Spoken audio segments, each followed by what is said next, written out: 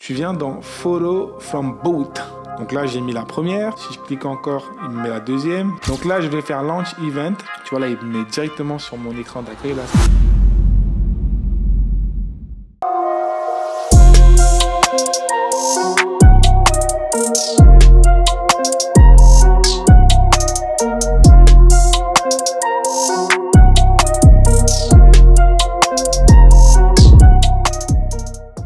On se retrouve aujourd'hui pour un tutoriel exceptionnel. Je vais te montrer comment mettre en place un événement sur DSLR Boot pour faire fonctionner ton photo boot. Donc je vais être assez exhaustif, je vais te montrer un petit peu comment se présente l'écran d'accueil, je vais te montrer un petit peu comment tu peux le modifier, je vais te montrer comment tu peux intégrer un filtre, quelle taille de filtre, combien de photos tu peux mettre, je vais te montrer comment choisir la bonne imprimante, je vais te montrer comment ajouter une vidéo d'accueil, je vais te montrer comment partager tes vidéos, je vais te montrer comment choisir ton imprimante.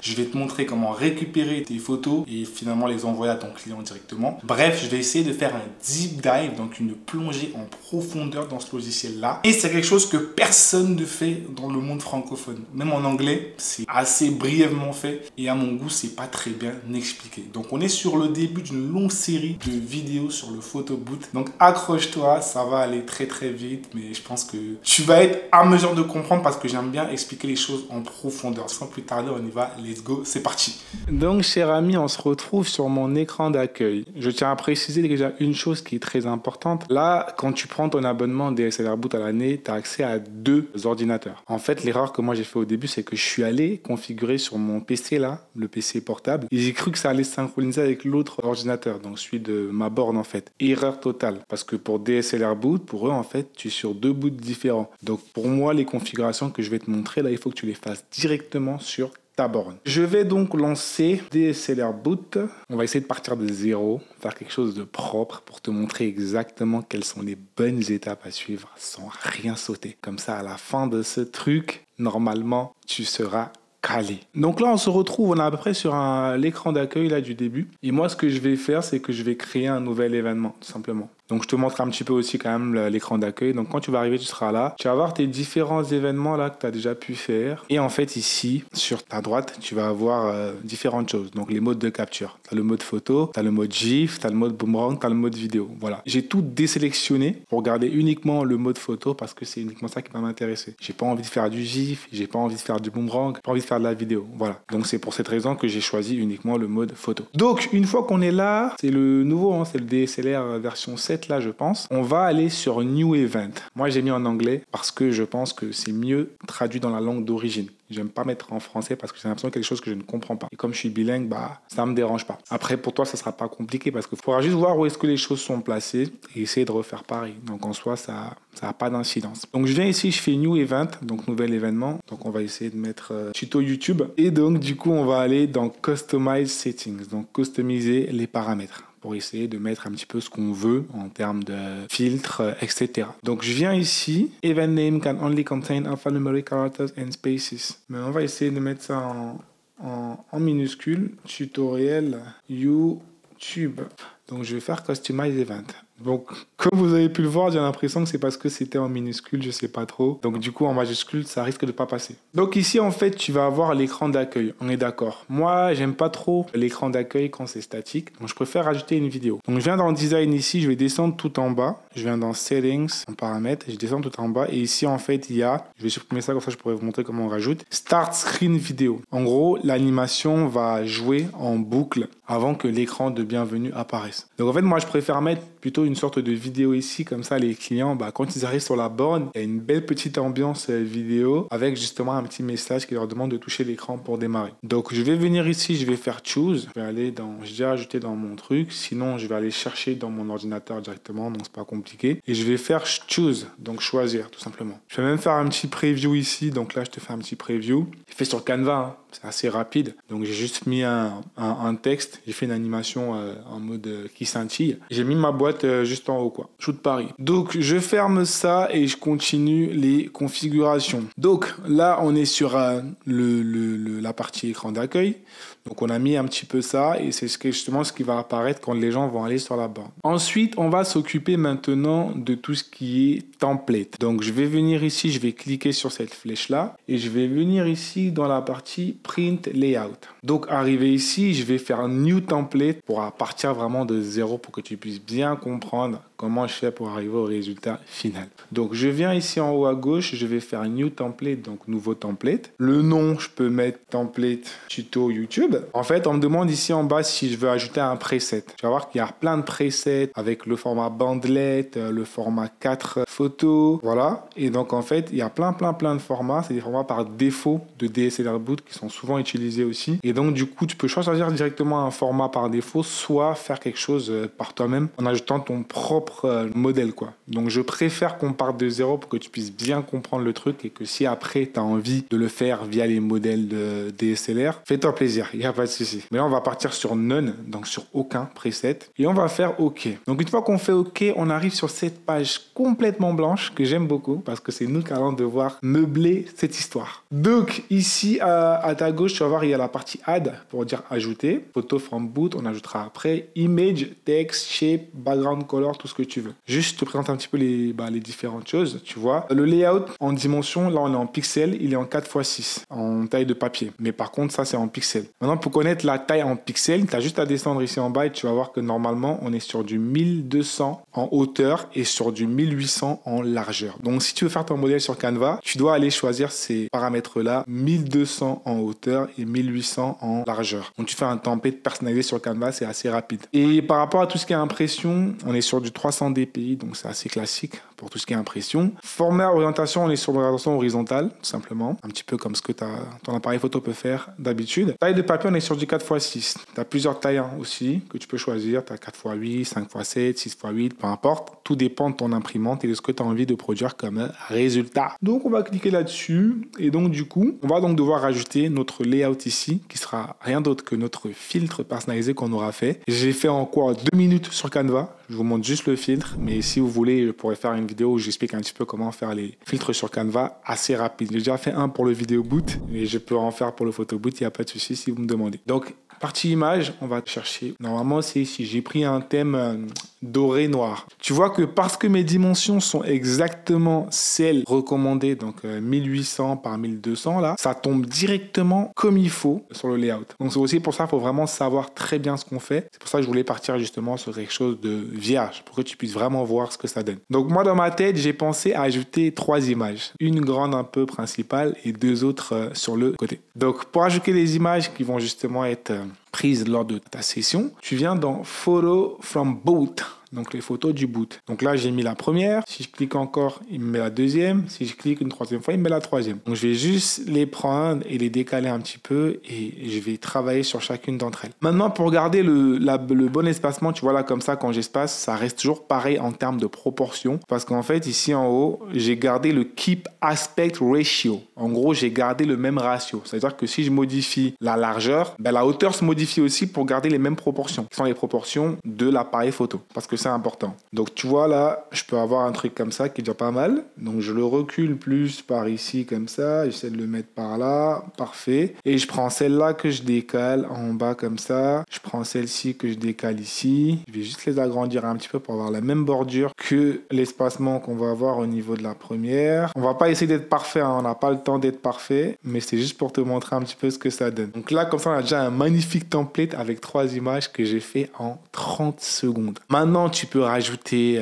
des bordures, des ombres, etc. Faut juste cliquer là-dessus sur ton template et en fait, tu vas voir ta stroke. Stroke, c'est la bordure. En plus, je vais augmenter en pixels, plus ça va grossir. Donc, pas besoin de mettre un truc assez aussi gros. Tu peux juste avoir un petit truc même comme ça qui est plutôt sympathique. Voilà. Après, la couleur aussi, tu peux la changer. Stroke color, ouais, c'est ici. Tu peux mettre ce que tu veux, hein, si tu as envie de mettre du rouge ou plutôt la couleur du template, quelque chose de doré. Bah, tu viens par là et tu fais quelque chose comme ça, tout simplement. Voilà. Et shadow, c'est l'ombre. Donc l'ombre, tu peux aussi rajouter de l'angle. Tu peux mettre aussi un drop shadow. Tu vois, des choses comme ça. Voilà, si tu changes l'angle, tu vois que l'ombre, il change d'angle, etc.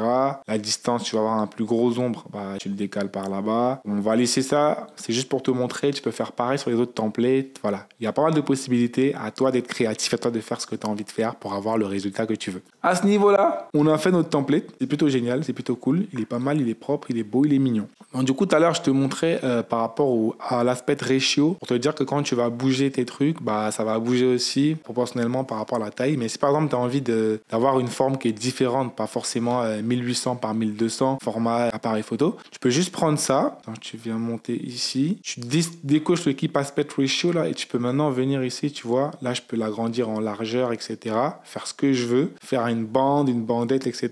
Tu vois, ça c'est comme tu veux, mais je te conseille pas. Du coup, là je vais faire undo pour remettre comme c'était. Aussi très important, une fois que tu as bien placé tes différentes images, il faut que tu les bloques. Parce que si tu bloques pas, tu vois, quand tu viens ici, tu touches, ça bouge. C'est pas idéal. Donc là, ce qu'on doit faire, c'est une fois que c'est bien placé, je viens ici, je clique là-dessus et en fait, je vais dans les layers. C'est tout en bas là, tu vois. En fait, photo 1. Il faut que je descende encore un petit peu pour te montrer ça. Et en fait, je viens cliquer sur le cadenas là. Tu vois, je l'ai bloqué. C'est-à-dire que maintenant, si je fais ça, il bouge plus.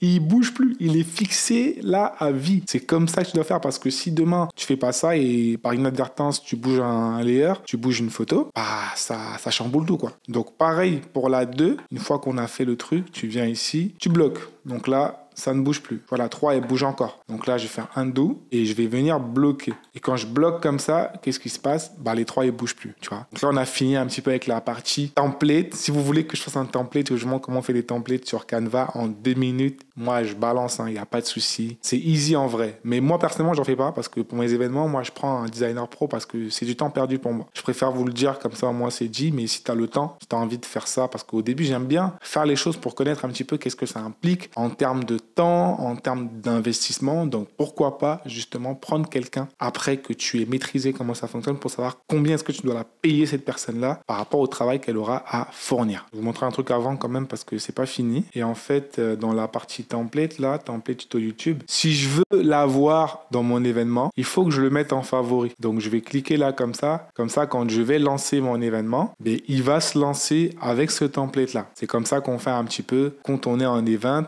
On choisit avant l'événement les différents templates qu'on va utiliser. Savoir qu'on peut utiliser plusieurs templates différents pour le même événement. Moi, c'est ce que je fais. Comme ça, au début de la session, l'utilisateur peut choisir le template qu'il veut. Et une fois qu'il a choisi, il pourra faire soit une photo par rapport à son template, soit 2 photos, soit 3 photos, c'est comme il veut. Donc, une fois qu'on a justement rajouté notre template en favori, c'est celui-là qui va être lancé quand on va démarrer notre événement. Maintenant, on va partir dans la partie un petit peu impression pour voir par rapport à l'imprimante, etc. comment les choses se passent et qu'est-ce qu'on peut faire. Donc, on va dans Sharing Add-on là, donc Sharing Setting, Print Setup, c'est la 3e colonne là. Donc, je clique là et j'arrive ici. Il y a 2 imprimantes qui sont possibles à mettre en place. En tout cas, il y a 2 configurations possibles. Tu as le Main Printer, donc l'imprimante principale. Tu as le Secondary Printer qui est l'imprimante secondaire. Normalement, ton imprimante devrait apparaître ici. Moi, j'utilise une DNP DS620, mais là, comme c'est sur mon ordinateur, c'est pas connecté quoi. Et j'ai pas connecté parce qu'elle est sur la borne. Donc, ici, normalement, tu vas voir ton imprimante apparaître. Et donc, ici, tu vois qu'il y a pas mal de paramètres et je vais t'expliquer un petit peu à quoi ils correspondent. Donc, le premier, c'est Print Automatically, quoi. Donc, imprimer automatiquement. Ça veut dire que dès que quelqu'un va faire une photo, ça va forcément s'imprimer. Moi, je la décoche parce que je veux pas gaspiller du papier inutilement. Si on a qui ne veut pas imprimer leur photo, qui ont fait une photo qui pour eux n'est pas quali, n'est pas belle, et qu'ils ont envie de la refaire, j'ai pas envie de les laisser imprimer des trucs à tort et à travers, quoi. C'est du papier qu'on perd et c'est de l'argent qu'on perd. Donc, Show Print Button, montrer le bouton d'impression, bien évidemment, pour qu'ils puissent appuyer pour imprimer. Parce que si c'est pas imprimé automatiquement, il faudrait qu'il y ait un bouton quand même pour qu'ils puissent appuyer et avoir leur photo. Donc, Print to both printers. Donc, ils te disent ici que tu alternes en fait les impressions entre l'imprimante principale et l'imprimante secondaire. Moi, ce que j'ai compris, c'est que en fait, l'imprimante principale, ça sera par rapport à ton format principal que tu auras mis en place. Maintenant, pour ceux qui souhaiteraient faire du format bandlet, sans justement tout le temps devoir alterner entre principal et secondaire, ils configurent l'imprimante secondaire pour du format bandlet et qui vont sélectionner justement cette imprimante-là quand ils voudront faire des événements avec le format bandlet, donc le format 2x6 par exemple. C'est ce que moi j'ai compris. Donc dans les commentaires, vous pourrez confirmer ou pas, dites-le moi. La partie auto-rotate to fit, ouais. Limit prints activé. Donc en fait, on veut limiter les impressions par rapport à l'événement sur lequel on est et par rapport justement à la configuration qu'on veut donner. Donc par événement, on sera à 400 impressions maximum parce que finalement, c'est le format maximum de la DNP DS620. Elle ne prend que 400 impressions maximum. Et en fait, par session, on veut donner maximum la possibilité d'avoir 5 exemplaires différents. Pourquoi? Parce qu'en fait, on a remarqué qu'il y a eu un événement, un enfant qui a appuyé 50 000 fois pour imprimer la même photo. Donc l'idée ici, c'est que peu importe si vous êtes un groupe de 10 ou de 20, vous ne pourrez avoir que 5 exemplaires de la même photo. Comme ça, si vous voulez refaire une photo derrière, vous pouvez refaire pour avoir d'autres photos. Mais l'idée, c'est de ne pas justement avoir des situations où une personne ou un enfant ou je sais pas qui s'amuse justement à imprimer la même photo 100 000 fois. Je pense que c'est pas mal au niveau impression. C'est après tout ce qu'il faut savoir. Donc normalement, tout est bon. Je vais juste essayer d'aller voir un peu les différents paramètres et vous expliquer un petit peu à quoi ça correspond au cas où on n'a pas fait le tour, quoi. Je pense qu'il y a aussi l'assistant virtuel qui est important à expliciter parce que c'est très important. Donc je viens ici dans Screen Editor, tout en bas, vous allez voir Virtual Assistant. Donc, ça sera forcément assistant virtuel en français. Et donc, tu vas cliquer ici et tu vas tomber là. Tu vois mon écran de démarrage là, le start screen. Bah, j'aurais aussi pu le rajouter ici. Donc, premièrement, déjà, avant même de commencer à faire tout ça, il faut savoir qu'on part du haut. Donc, l'assistant virtuel, tu l'actives en mettant le bouton On ici. Si tu fais off, il est désactivé. Et si tu fais on, il est activé. Il sert à quoi même en fait cet assistant virtuel? Il sert vraiment à faire tout ce qui va être plutôt assistance, bah, comme son nom l'indique, quoi. Donc il y aura beaucoup de voix off en mode 3, 2, 1, c'est parti, bien cheese, etc.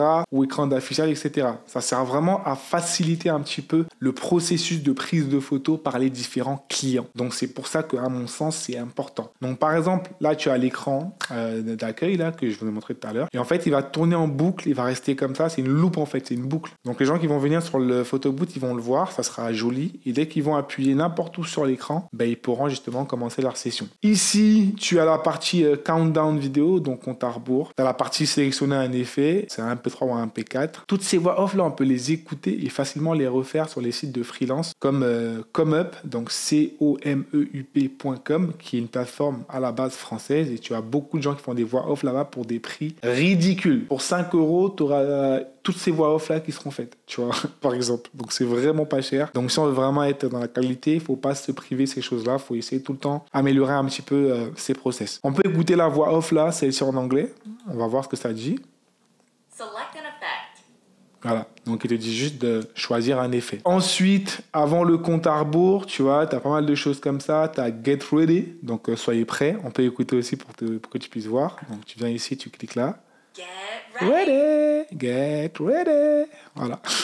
En gros, soyez prêts. Tu peux toutes les faire en français, ces voix off-là, pour 5 €. 5 €, toutes ces voix-là. Même pas une voix, mais toutes ces voix-là, 5 €, ça suffit. C'est la partie assistant virtuel. La partie caméra settings, ça peut être important aussi à aller voir. Donc, on va aller voir un petit peu caméra settings. Bon, là, c'est vrai que j'ai pas de caméra qui est connectée, c'est dommage. Mais en fait, ce que tu peux simplement faire, c'est, je t'expliquerai juste pour que tu puisses voir un peu que toutes les configs, là, donc les ISO, l'ouverture, le shutter speed, etc., c'est quelque chose que tu peux gérer directement sur DSLR et ça va aller changer directement sur ta caméra. Si ta caméra elle est bien branchée à DSLR et bien connectée, bien détectée. Donc pas la peine d'aller sur ton appareil là pour faire les changements quand tu as un événement. Tu peux tout faire sur DSLR Boot. Ils veulent pas te montrer ça parce qu'ils veulent pas que tu t'évolues, t'as capté? Donc j'ai pensé aussi à faire une vidéo sur les paramétrages de base pour avoir de la bonne photo, justement sur tout ce qui est photo boot. Donc qu'est-ce qu'il faut mettre un peu comme ISO, comme ouverture, comme shutter speed, ticket d'obturation pour ceux qui savent pas, pour avoir des bonnes photos. Donc je prévois aussi de faire une vidéo sur un petit peu un cours de photos avec les différents fondamentaux. Qu'est-ce qu'il faut faire et qu'est-ce qu'il ne faut surtout pas faire. Voilà, bon, on va aller là. Général. Donc là, général, tu as les options, tu as les triggers, tu as les directories, tu as les API. OK. De toute façon, je ferai une partie 2 s'il y a quelque chose qui manque. Il n'y a pas de souci. Donc là, on a fait toutes les configurations. On va lancer l'événement pour voir un petit peu ce que ça donne. Et puis, je vous dirai à une prochaine fois, quoi, simplement. Donc là, je vais faire Launch Event. Tu vois, là, il met directement sur mon écran d'accueil. Là, ça fait vraiment stylé. Et en fait, quand je vais cliquer, tu vois, bon, là, il n'y a pas de caméra, hein, c'est pas grave. Mais tu vois, là, il y a marqué toucher l'écran pour commencer. Ça, c'est mon écran d'accueil que j'ai pas configuré tout à l'heure. J'aurais pu lui rajouter une image, des choses un petit peu sympathiques. Donc, tu peux le faire de ton côté, c'est pas très compliqué. Pour le faire, c'est très simple, hein. Tu viens ici, Screen Editor. Et en fait, ici, là, bah, dans Design, tu vas aller en bas, là. Tu vas tout modifier ici, tu vois. Tu peux changer plein de choses. Et en fait, pour avoir ce que tu veux. Donc, tu changes vraiment comme tu veux. Même les boutons, tu peux changer. Je te prends un exemple, hein. Moi, je vais faire de la photo. Donc, tu vois, par exemple, là, ici, ta photo session imprimée. Moi, je clique ici, par exemple. Je vais faire ici, image. Tu vois, je vais venir sélectionner ici mon image que j'ai fait sur Canva, hein, assez rapide. Ça m'a pris quoi? Ça m'a pris 30 secondes. Je viens ici, je mets photo. Ça veut dire, après mon truc, pareil, je peux le mettre en plein centre, par là, là. Et quand les gens vont venir, ils vont pouvoir justement cliquer dessus pour aller directement sur la partie qui leur demande de prendre les photos. C'est beaucoup plus parlant, plus visuel que imprimer. Imprimer, ça veut rien dire. Donc pareil pour la photo qui est derrière là, tu peux mettre une photo que tu veux. Tu te fais plaisir, tout simplement. Donc je pense qu'on va s'arrêter là. Le tuto était quand même assez clair. N'hésitez pas s'il y a des questions. N'hésitez pas à me dire si ça vous a aidé. Pour ceux qui ne savent pas, je suis le maître du Video Boot 360. Donc j'ai fait une formation dessus où je te montre de A à Z comment tu peux faire pour devenir un pro de ta région. Il y a plein de gens qui ont déjà profité de l'offre de la formation et qui sont super contents. Donc n'hésite pas à ton tour à voir ce qui se passe dans le lien dans la description pour aller prendre ton petit rendez-vous avec moi, qu'on puisse discuter, voir un petit peu si tu es fait pour l'activité. Et si tu es fait pour l'activité, bah go. Et on fait ce qu'il faut, quoi, tout simplement. Donc ça serait bien aussi, une fois que tu as maîtrisé ton photo boot ou ton vidéo boot, même de passer sur le photo boot ou inversement pour diversifier un peu ton activité. Voilà, donc là, moi, ça fait quoi? Ça fait 1 mois que j'ai commencé le photo boot. Je commence à envoyer des tutoriels, j'ai envoyé pas mal de choses pour vous aider. Donc n'hésitez pas, si vous voulez un petit peu des informations complémentaires, des choses un peu plus précises, un peu plus poussées, à faire vos petites demandes. On a aussi un WhatsApp qui est juste là, le numéro je mets juste là. Vous demandez, vous posez vos questions. S'il faut prendre une session avec moi ou un membre de mon équipe qui pourra vous aider, ça vous sera bien sûr facturé. Ça ne sera pas gratuit parce que notre temps, il vaut cher. On n'a même pas le temps de faire tout ce qu'on a envie de faire. Donc c'est pour te dire que si tu as des problèmes, oui, on peut t'aider si c'est un truc rapide, mais si c'est pas rapide, t'inquiète pas que ça sera forcément facturé. Pour ceux qui ne sont pas au courant, j'ai récemment créé une newsletter dans laquelle je vais partager à peu près tout ce qu'on va avoir comme nouveauté, comme anecdote, comme projet, comme problème, comme péripéties aux événements et sur notre business. Donc le lien est dans la bio. Et pour te remercier d'être abonné à la newsletter, tu vas recevoir un petit lien avec 10 filtres modifiables sur Canva pour ton business du Video Boot. Donc franchement, fonce directement, le lien est dans la description. Tu t'abonnes à la newsletter, tu auras accès à tous les mails qui vont parler de notre business, de notre projet, de nos évolutions. Ça va vraiment te motiver au maximum pour continuer à avancer, pour évoluer et pour être le boss de ta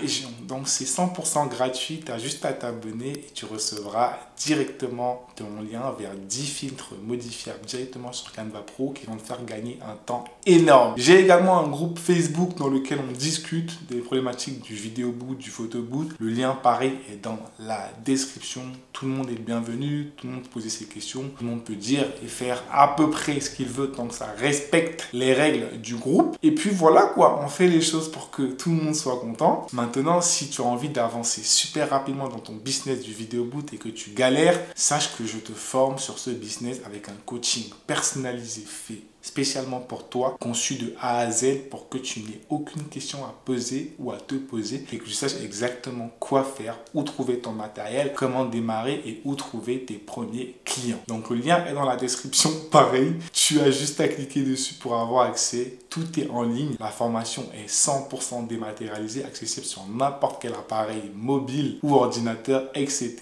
Et la cerise sur le gâteau, c'est que tu as les modifications, tu as les éditions qui sont à vie et tu as un programme qui est également accessible à vie. Le groupe WhatsApp aussi des meilleurs opérateurs du business du vidéo boot est inclus dans la formation. Et si tu es en France ou peu importe si tu viens un jour sur Paris, je te ramène avec moi à un événement pour que tu puisses voir exactement comment ça s'est passé. La semaine dernière, on a ramené Thomas, un ancien coaché qui est venu voir un petit peu ce qu'on a fait. C'était trop génial, il a kiffé. Et dans une semaine, on a un autre collaborateur qu'on va ramener avec nous à un gros événement. Il va pouvoir voir un petit peu comment on met les choses en place et comment on travaille en live. Est-ce que ce n'est pas génial? Je fais pas de blabla. Moi, si je vois que tu n'as pas les compétences, tu n'as pas la tête sur les épaules, tu n'as pas le mindset, tu n'as pas l'étoffe pour réussir, moi, je te dirais directement, frère, ce n'est pas fait pour toi. Maintenant, pour ceux qui sont dans le business, ceux qui veulent faire les choses bien et qui ont envie de level up dans leur business, qui ont envie de se développer au max, c'est fait pour vous. On est ensemble, on est là. On crée une fraternité, on crée un vrai réseau dans lequel tout le monde va sortir gagnant et dans lequel on va se soutenir pour que personne n'ait envie d'abandonner, pour que tout le monde puisse garder la motivation, la détermination au quotidien. Sur ce, je te souhaite une très bonne journée. Je te dis à très bientôt. Ciao, ciao. C'était Bill. Salut.